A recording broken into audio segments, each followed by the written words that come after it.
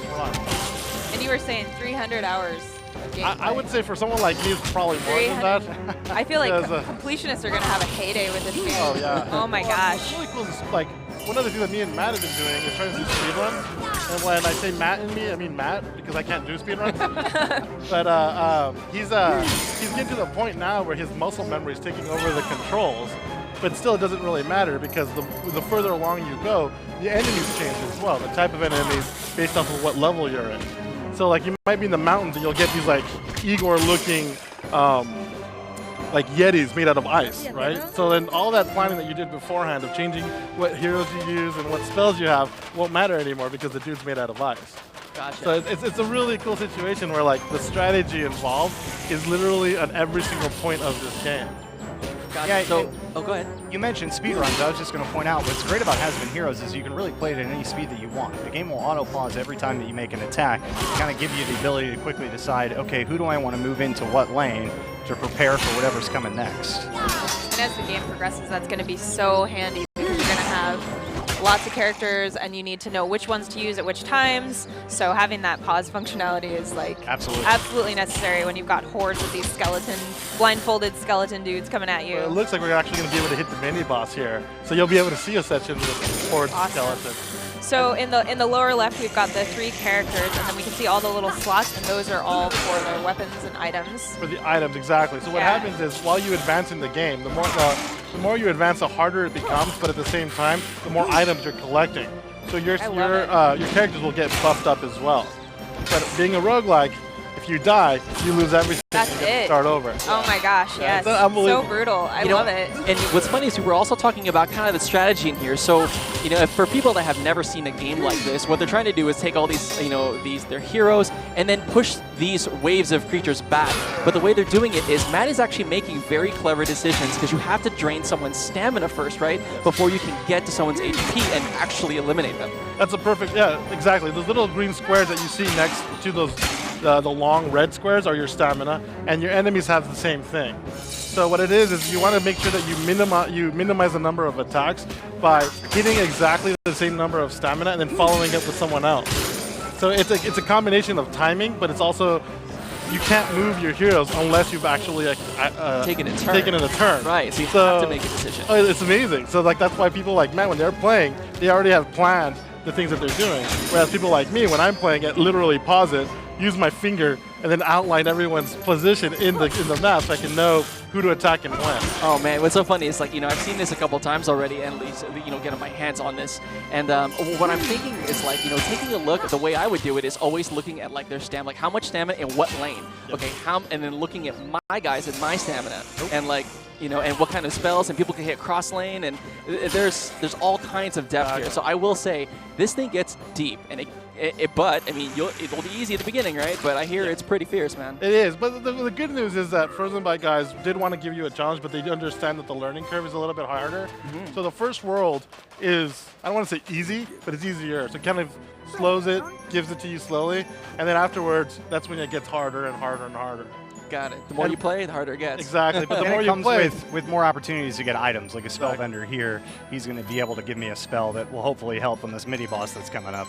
I love it though. I love strat-heavy games that are just like, because it's so rewarding then when you progress, you really feel rewarded for all the hard work that you put in and all the strategizing. So yeah, it's really cool because it also uses like old school bosses that are like impossible to beat. You'll see it right now. Yep. Oh yes. Oh, this guy's horrible. Look at this guy. Oh yeah, he's got a butterfly horribly wonderful. Yeah. Well, the like problem with him, he summons these shadow things. Okay. And those shadow things, if they touch you, no matter if you have stamina or not, you're not automatically dead. Wait, what? So it's a one-touch death if he summons. If he summons those shadow thingies. Thanks. Matt has to kill him. Don't mess this up. Exactly. No pressure. I'm sorry, Matt. No pressure at all. Do your thing, man. Anything, but don't let them touch you. They're one-touch kills because they're shadows. So now Matt has to make sure. Yeah. Double kill. They move fast, and then he keeps summoning more and more and more. So yeah, this is a rough one to get, especially because we don't have any kind of spells that'll work on this. Oh my gosh. I'm sorry, Matt. They each only have one leg. They're just like hopping at you. They don't care. Yeah, ironically, they don't care. They're like honey badger. The one-legged guys seem to be faster. That's all they need. And then what's cool too is that by freezing time, melee is one way to do it, like you were talking about, like coordinating all the attacks. but you also have to start coordinating your spells to fill in the time when your melee has to recharge. Nice. If you're noticing there, every time he hits something, the Got little this. circle on the left, it has to reset itself. Gotta fill, yeah. So it has a cooldown, right? Exactly, but these enemies are like crazy fast, so they can get to him before his melee recharges. Oh man, this looks bad, dude. Oh my gosh! Oh, That was amazing. wow! So what you saw there is these guys, they can actually attack as they're moving backwards. So if I move this fighter to the bottom lane and there's someone behind him on the bottom, as he moves back into position, he'll take those guys out. That was so Wow, satisfying. and you made Oh that my snap gosh. decision like, yeah. I got this, like, boom, like, okay. It's funny because I'm trying to restrain myself, but I'm usually just shouting at him. This is probably why he's playing so well. Because when we're in the office and we're testing out the code, I'm like, Matt, stop moving, do this and do that. And he's just like, no, just let me play. You don't know what you're doing. And Matt's like nervously like, yeah. Yeah, He's okay. just kinda like, yeah. Nah, I've never seen him play this well, actually. I It's love weird. this. whoa, whoa. Oh, Wow, oh, that's oh. fire. Dude. Relentless. Oh my gosh. This doesn't stop. No. And Oh the my trick here is that you have to focus all your attention on the boss so he stops summoning all those shades. Yeah, but you don't want the shades to kill because The shades will kill you. Oh my god. Yeah, but then we have Okay, the wait. opportunity to have another quad kill, Yeah, right? exactly. Well, Get another one. What's really cool is that with the HD Rumble, like when you have these really big spells, you can start feeling the controller vibrate Oh, in a I certain love way. that. And then when it's coming down, you can feel the vibration come down, and then the bottom, it'll just like, boom. Oh, Like it's so like cool. the biggest boop that you'll ever hear. Super. And then all of a That's as sudden, that's as close to like actual magic we're ever gonna get. exactly. And then the other thing about these Feeling kind of magic. games is like because of the old school boss style, you don't ever want to stop playing. This is why when we found out like that we had the ability to like Oh my gosh. partner with Rosenbite with this, it was a no-brainer to work with Switch because Matt and I have missed Nice. meetings. Like literally, my boss is like threatened to fire me because we just don't show up to meetings, and then our excuse is like, oh yeah, Playing the game. we only had like 8 HP left on the boss, so there's no way we're gonna not finish him off, right? Gotta finish it. Sorry, man. Yeah, Can you Oh, just hot hold that potato. conference You for a second? yeah, exactly. That's like, go hold it. Yeah, he's like, you know, you go to the CEO and you're like, you know what, dude, I'm sorry, man. I know this is a budget meeting or whatever, but I had to be finishing off my my character, you know, whatever, Priorities. boss. You should break down some of the spells for Oh, all yeah. the viewers. Like the hot potato. We're The throwing hot potatoes. potato. Oh, yeah, yeah. we're throwing potatoes, people. It's the legendary hot potato. So the warrior has this spell where he throws a burning potato at the enemy. And when he hits them, it stuns them. It removes like any kind of stamina they Awesome. have, So and it it has- catches them on fire. It has some of the spells Like obviously this. have special effects. Exactly, just like what Matt did. Sweet. And the No, one he is like pulling out all the stops. Oh So- yeah, no, he's going at it. And what's really cool too is that like there's so many spells in this game. There's over 200 spells and over 300 items. Yes. And Oh my gosh. Matt and I have played this hundreds of times, and we still get spells that we haven't seen. So we're giddy, you know. We're like Oh, playing this and like, amazing. oh my gosh, what's this? It's like it looks amazing. So 300 hours of gameplay, over 200 spells. Yeah, we were doing the Countless math items. with Rosenbite, and it's like This you have to is play the game nuts. over 3,000 times.